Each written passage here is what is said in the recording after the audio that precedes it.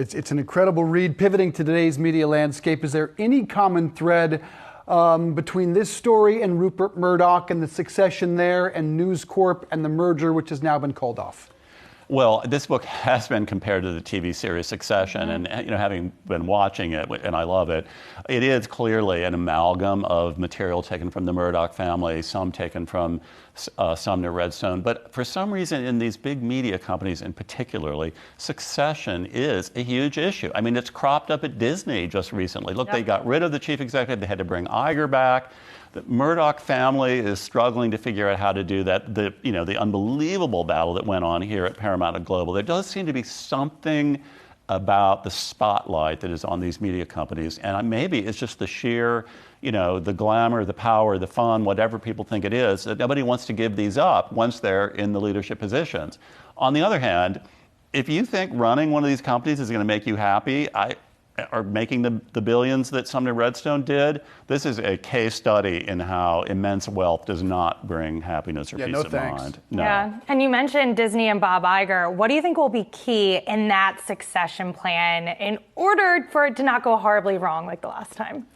Well, he said he's leaving in 2 years. Yeah, and allegedly. Allegedly. We'll, and I have to say that I don't know that there are many people that take that strictly at face value, because it's 2 years isn't very long. And, that's a massive company.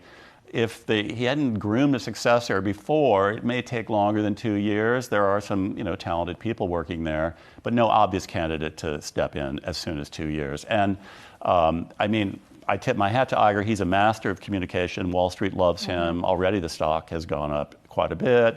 He managed to stand down the latest proxy challenge from Nelson Peltz. So it'll be really interesting to see what he can do there. But again, Disney, Paramount Global, even Netflix and Amazon, they're all facing the same fundamental issues, which is streaming so far has not proven to be a profitable business, except for the people making the streaming content. Yeah, it's a difficult road. So he says he's going to Iger stay 2 years. Elon Musk now says he's going to stay at least through the end of this year at Twitter.